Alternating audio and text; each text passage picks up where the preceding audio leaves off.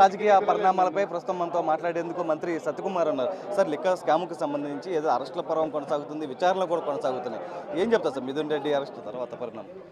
చెప్పడానికి ఏముంది, ఖచ్చితంగా ఇది పెద్ద స్కాము. దేశము ప్రపంచ చరిత్రలో ఇటువంటి స్కామ్ ఎవరు చూడలేదు.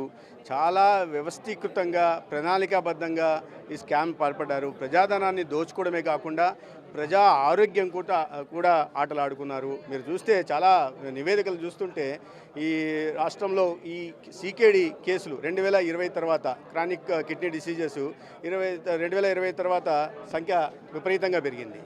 కొత్తగా 91,000 కేసులు కొత్తగా సీకేడి కేసులు వచ్చాయి రాష్ట్రంలో. దాని ప్రభావం కేవలం మద్యం కారణంగానే. అదేవిధంగా లివర్ కేసులు కూడా విపరీతంగా పెరిగాయి.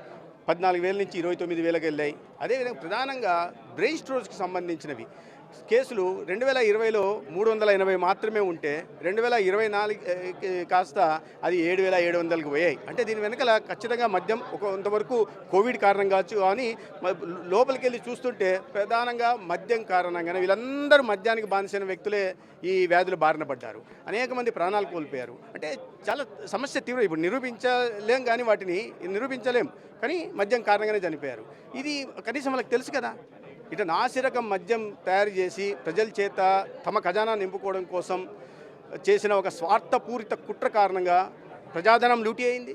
రెండో వైపు ప్రజా ఆరోగ్యం కూడా పోయి ఇవాళ నిస్తేజంగా మంచానికి పరిమితమైన వాళ్ళు వేల మంది రాష్ట్రంలో ఉంటున్నారు. వారి భవిష్యత్తు ఏంటి, వారి కుటుంబం పరిస్థితి ఏంటి, వాళ్ళ పిల్లల భవిష్యత్తు ఏంటి? ఇటువంటి ఒక నీచమైన పనులకు పాల్పడిన వాళ్ళని ఖచ్చితంగా చట్ట పరిధిలో శిక్షించాల్సిందే. అది ఎవరైనా సరే ఏ స్థాయిలో ఉన్నా, ఎవరికైతే అంతిమంగా ఈ లబ్ధి జరిగిందో వాళ్ళందరూ కూడా శిక్షార్హులే, శిక్ష పడాల్సిందే. దాంట్లో ఎటువంటి ఇది లేదు. ప్రభుత్వం ఈ విషయంలో చాలా నిష్పక్షపాతంగా పనిచేస్తుంది. అందుకే కోర్టు నుంచి కూడా వాళ్ళకి ఎక్కడ ఊరట కానీ సాంత్వన కానీ లభించట్లేదు. కోర్టు చూస్తున్నాయి, లేకుంటే కోర్టులో లభించేది కదా.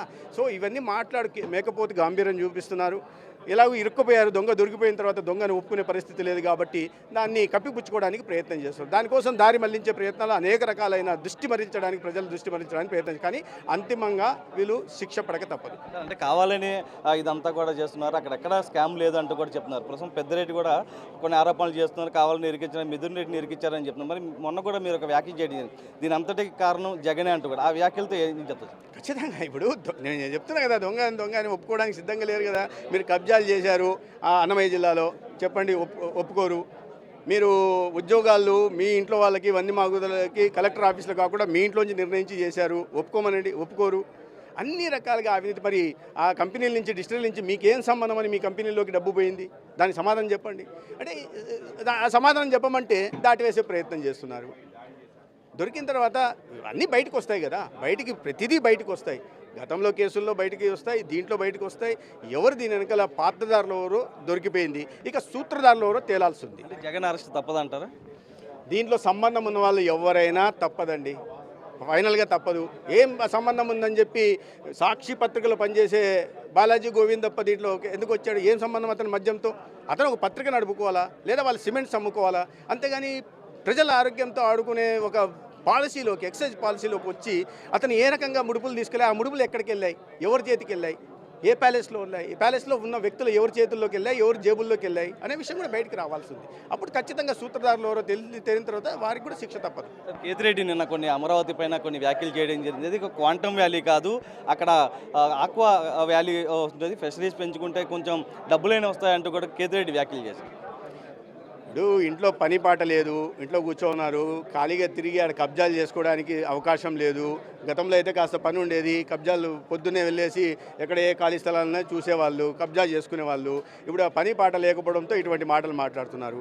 ఇవాళ మారుతున్న ప్రపంచంలో రోజు టెక్నాలజీ పెరుగుతున్న దాన్ని అందిపుచ్చుకునే దీంట్లో ఇవాళ కేంద్ర రాష్ట్ర ప్రభుత్వాలు చాలా ప్రోయాక్టివ్గా ఉంటూ, ప్రధానమంత్రి గారు టెక్నాలజీ గురించి 2014లో మాట్లాడుతున్నప్పుడు చాలామంది మూర్ఖులు ఈ రకంగా మాట్లాడారు. ఇవాళ ఏమైంది?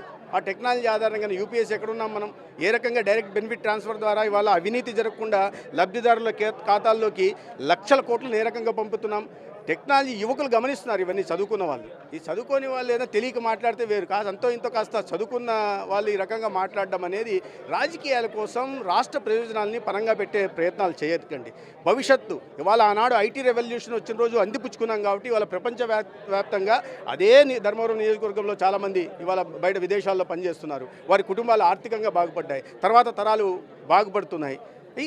ఈ రకంగా లబ్ధి జరుగుతున్నప్పుడు, ఎందుకంటే వీళ్ళకి కావాల్సిందంటే ప్రజలందరూ పేదరికంలో ఉండాలా, యువకులు చదువుకోకూడదు, వాళ్ళకు ఉద్యోగ ఉపాధి అవకాశాలు రాకూడదు.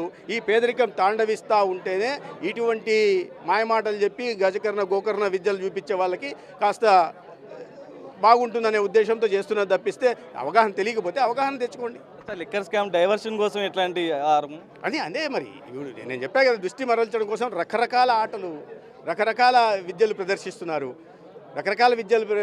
బీవీ పట్టాభిరామ్ గారు తెలుసు కదా మీకు, ఇంద్రజాలికులు. ఆయనను మించిన ఇంద్రజాలాన్ని ప్రజలకు చూపించే ప్రయత్నం చేస్తున్నారు. కానీ ప్రజలు మీ ఇంద్రజాలం మాయలో పడే పరిస్థితులు లేరు. 2024లో వాళ్ళు ఏం తీర్పు ఇచ్చారో ఆ తీర్పులో సారాంశం తెలుసుకుంటే మంచిది. ఇది లిక్కర్ స్కామ్కు సంబంధించి ఎవరైతే దోషులు ఉన్నారో వారందరినీ కూడా శిక్ష పడుతుంది, వారంతా కూడా అరెస్టుల పర్వం కొనసాగుతుందంటూ కూడా ఎవరిని వదిలిపెట్టే ప్రసక్తి లేదంటూ కూడా మంత్రి సత్యకుమార్ చెప్తున్నారు. ఏదైతే నిన్న అమరావతి పైన కేతిరెడ్డి వ్యాఖ్యలను కూడా ఆయన పూర్తిగా ఖండించినటువంటి పరిస్థితి. సాయితో నరసింహ బిగ్ టీవీ, విజయవాడ.